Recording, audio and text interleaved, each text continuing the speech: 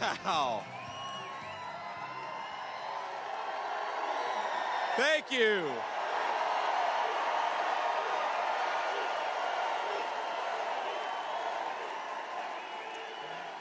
All right, my friends, thank you. Thank you.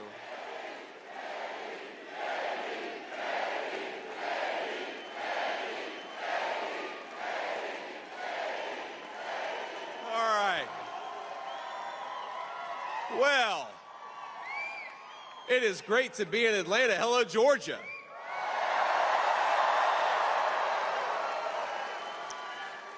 In 93 days, we're going to take back our country and elect Donald J. Trump once again.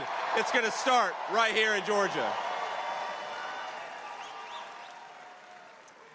Now, let's recap the last month in political history. We have to remember, just over a month ago, President Trump wiped the floor with Joe Biden on that debate stage, exposing a massive cover-up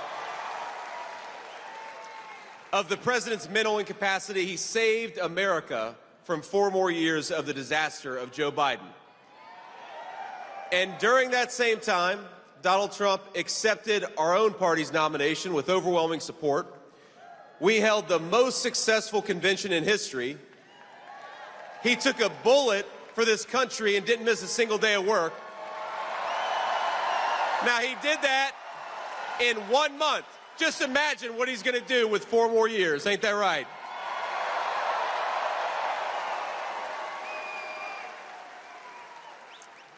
Now, after covering up Joe Biden's incompetence for the last 3.5 years, our friends in the media are at it again. This time, they're gaslighting us on Kamala Harris's radical record. They want to portray her as some kind of sensible moderate, despite all evidence to the contrary. Now, this is the same media that told us, remember, my friends, for 3.5 years that Joe Biden, who couldn't complete a sentence, was Albert Einstein. And now they want to tell us that Kamala Harris is Abraham Lincoln. But anybody who is too blind to see Biden's incompetence, or let's be honest, too dishonest to admit it, doesn't deserve to be commander-in-chief. Kamala Harris is not getting a promotion to the presidency of the United States.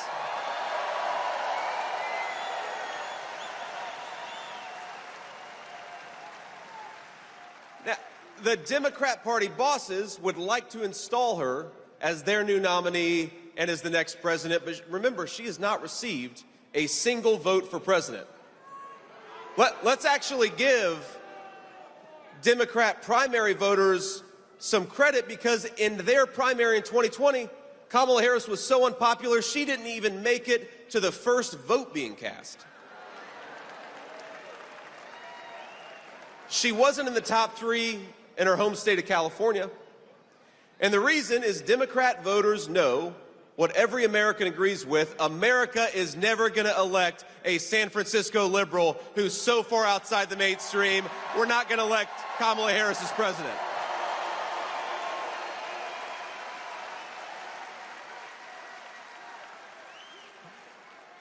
Now, let us count the ways of the disastrous policies of Kamala Harris. 500,000 kids. I was at the border just a couple of days ago. 500,000 kids have been trafficked by the drug cartels because of her policies. She was the border czar. The media lies to you, but she was. Hardworking Americans cannot afford groceries because of her policies. Gas and energy are through the roof because of her policies. Housing prices are out of control because of her policies. You cannot let in 20 million illegal aliens to compete with Americans for scarce housing and then raise interest rates, which is exactly what Kamala Harris has done. And people right here in Georgia and all across the country have suffered because of it. Now, the media calls her a moderate, but there's nothing the fake news loves more than a fact check, so let's do a fact check. Kamala Harris was the most liberal United States senator during her entire time in public service. As America's border czar, Kamala Harris unleashed the worst border crisis in American history. 10 million illegal aliens have invaded this country. The total That's what they say. That's the official number. It's probably more than that. Biden and Harris, on day one, they suspended deportations. They stopped building the border wall. I saw it just a couple days ago. It's sitting there on the ground, ready to be finished, but Kamala Harris won't let them.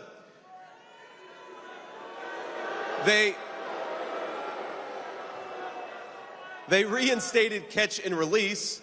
Then they proposed amnesty for millions of illegal aliens.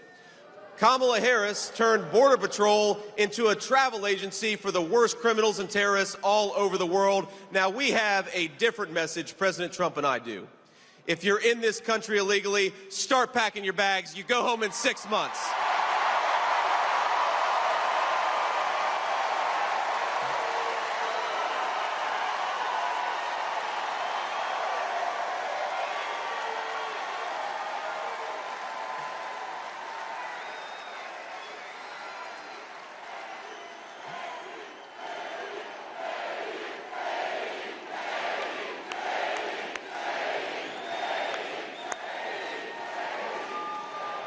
But we're not done yet. The border isn't the only thing Kamala Harris has wrecked during her time in office. In 2021, she was the tie-breaking vote on $2 trillion of reckless spending that juiced this inflation crisis and sent a lot of money to China. Well, I don't think we should send money to China. I think we ought to keep it right here at home.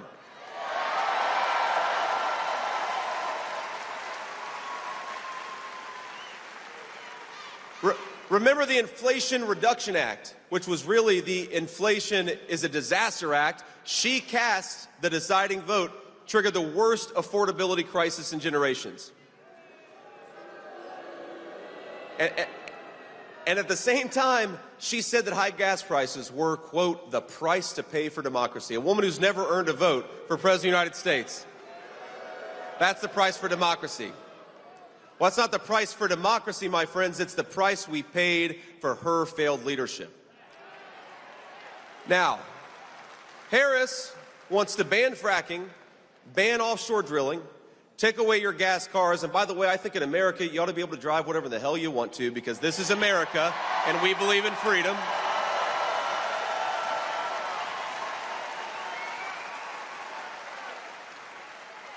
She wants to take away your gas stoves. She even wants to take away your ability to eat red meat.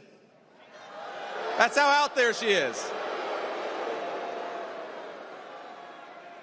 That's real. The fake news will fact check it. They'll fact check it true. She actually said that. In other words, she thinks that she's better than us. She thinks she's better than you. She thinks she's smarter than you. She thinks you need to be told how to live your life. But this November, let's tell the Washington elites, let's tell Kamala Harris, mind your own damn business. We're electing Donald J. Trump, President of the United States.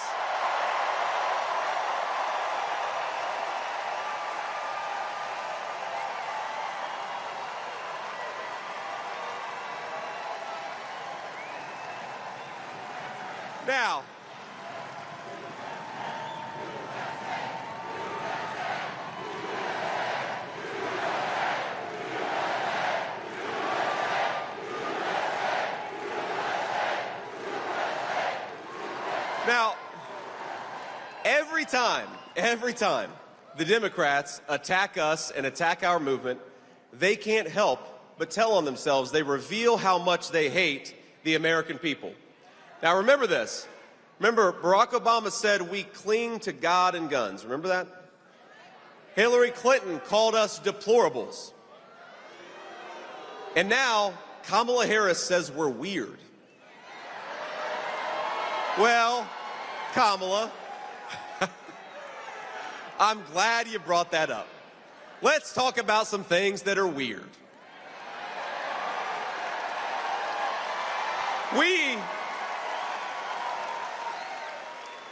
We think it's weird that Democrats want to put sexually explicit books in toddlers' libraries.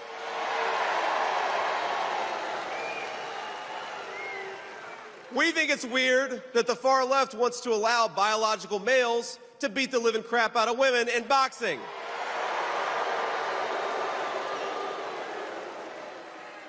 We think it's weird for a presidential candidate to bail convicted rapists and murderers out of prison, and that's what Kamala Harris did. And I think it's especially weird when Kamala Harris comes to Atlanta. I believe came here to this arena. Kamala Harris comes to Atlanta and talks with a fake Southern accent, even though she grew up in Canada. You can't make it up. That's pretty weird.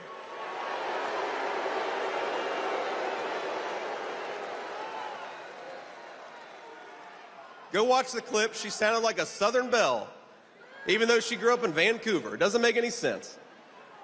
But on November 5th, she can go back to using her San Francisco accent, because we're going to send her packing and we're going to re-elect Donald J. Trump, President of the United States.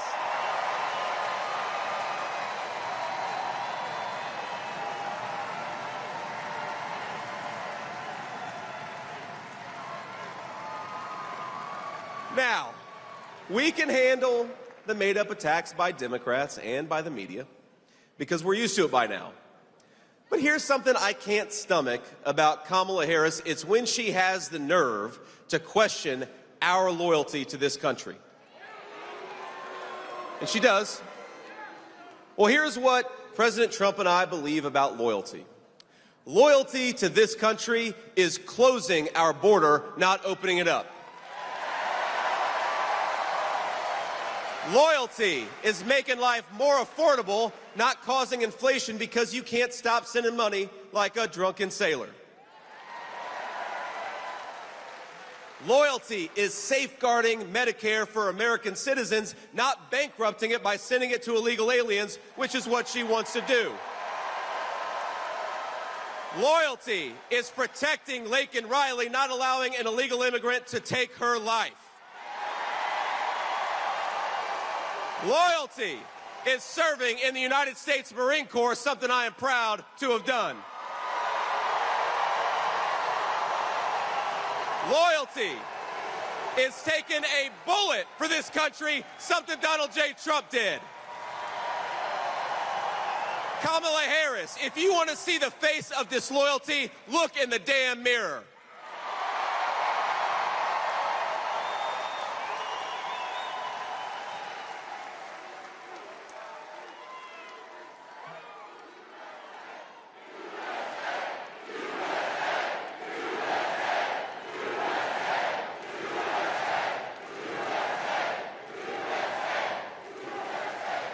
Now, for decades, we've gotten used to it. Politicians in Washington have sold out this country.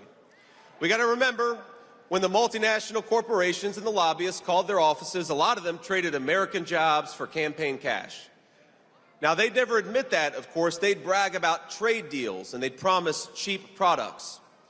They called it globalization, and that's what it was, sending American jobs to some other part of the globe instead of keeping them right here at home.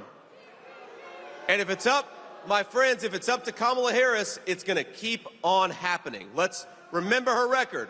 She voted to preserve NAFTA, the very trade deal that sent American jobs to Mexico and turned American dreams into nightmares.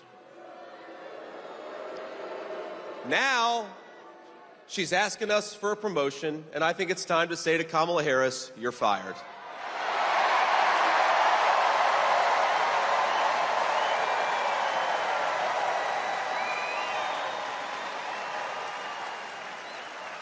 The American dream is dying under Kamala Harris.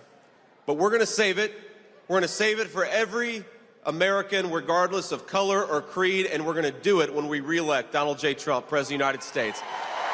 That's why we got to do it.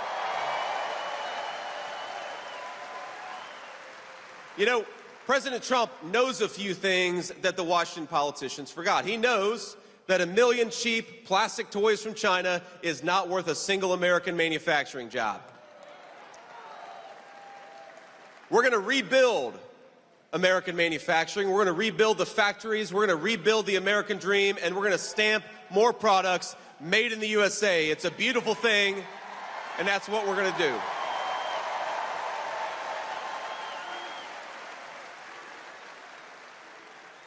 Now, I've seen the consequences of electing failed politicians like Kamala Harris. I've seen it in my own hometown because more often than not, It's the people the Bible calls the least of these that suffer the most when Kamala Harris doesn't do her job. They like to say they're for the little guy, but it's the little guy who hurts the most when Kamala Harris fails. Now, a lot of you know my story. You know how I grew up. I was raised by a strong woman, a Christian grandmother who loved the Lord, but also loved the F word. Ladies and gentlemen, she was a study in contrast. I think there are a few out here just like it. Now people ask me, how is it that you were able to grow up in a poor family, grow up in a family that was struggling, had a lot of chaos and a lot of trouble? And the answer is because, one, this is the greatest country in the world and the American dream is still possible.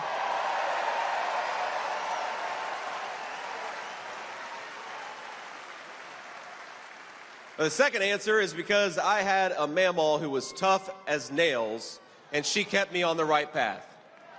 Now, I could tell you a lot of stories.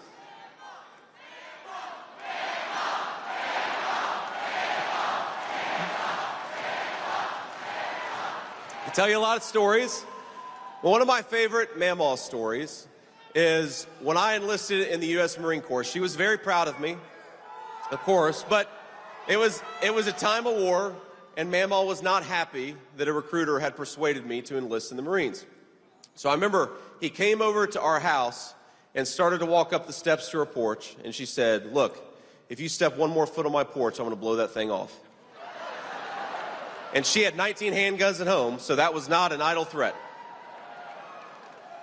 But that strength and that discipline allowed me to achieve my dreams, and things worked out for me because we love our country. It's a great country, and because there are women like Mamaw all over this country making sure kids are able to achieve their dreams. Thank you. But let's be honest, there were some tough times too. And this goes to the point about Kamala Harris's failures. I remember the reason Mamaw raised me is because my mom struggled with addiction for a big chunk of my early life. And I'm proud to say that she has been clean and sober for almost 10 years now. I'm so proud of my mom.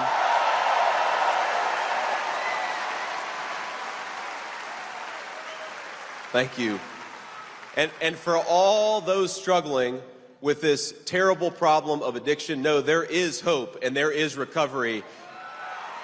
It's worth it. You got to keep fighting for it. But we support you and we support your dreams for second chances. But it wasn't always that good. Didn't always think that I would get a second chance with my mom. I remember being a kid, waiting at the bedside of my mom, angry that she had taken something she shouldn't have taken, and just praying to God, even though I was so mad, praying to God, please, Jesus, just let her wake up. Don't let this thing be the thing that took her life. And the unfortunate truth, my friends, is that the poison that Kamala Harris has let into this country means there are a lot of kids like me who are not going to have those prayers answered. We're going to remember who we're fighting for. And it's the kids at the side of those bedside tables begging God for their parents to wake up. We're going to make sure that happens. We're going to fight for the people who are struggling in this country.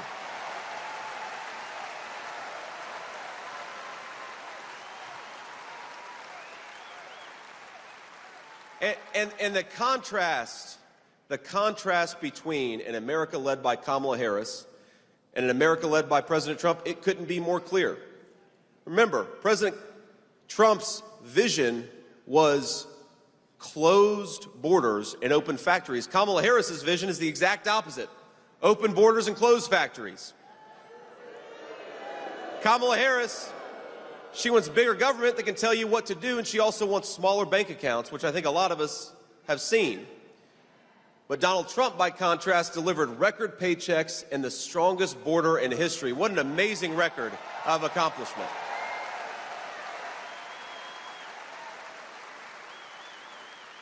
Kamala Harris wants to ban fracking and buy energy from every tin-pot dictator all over the world. Donald Trump wants to drill, baby, drill. Let's get it from our own workers and our own territory.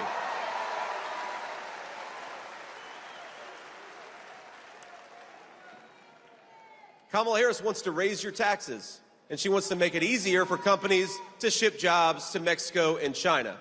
Donald Trump wants to lower taxes for hardworking families. In fact, he already did it, and we want to reward companies that hire American and buy American. It's all about protecting the workers of this country.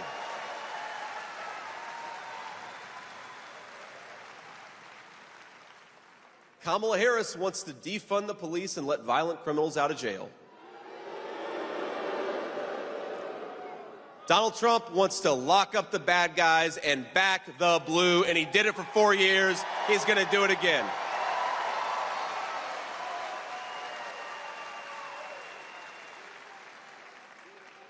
So I want to send a message out there to those who are struggling, those who are trying to make ends meet.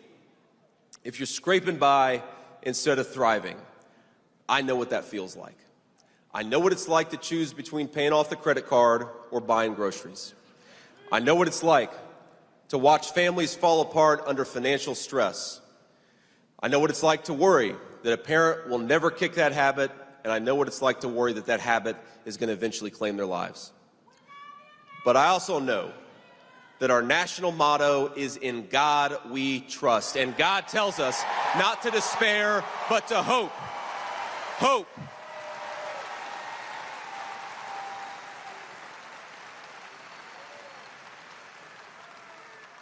And while the media likes to lie about this movement and this party, this movement of ours is about a simple idea. We love this country enough that we will never give up hope, and we will never stop fighting for a better future for everybody, whether they vote for us or not.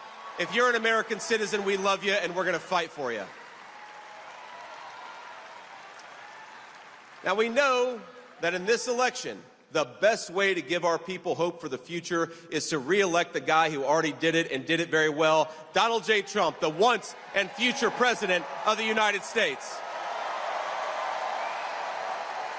In just a few months, I believe, this state of Georgia is going to lead a great American restoration, a restoration of safety, of prosperity, and yes, of hope. We're going to secure our borders. We're going to kick out the drugs and the illegal immigrants. We're going to rebuild American manufacturing. We're going to bring jobs back to this country, and we are going to buy American, for our people. It's going to start in Georgia. God bless you all. Thank you so much for having me. I'm going to be your next vice president, and we're going to win Georgia and win this country. I love you all. Thank you so much for having me.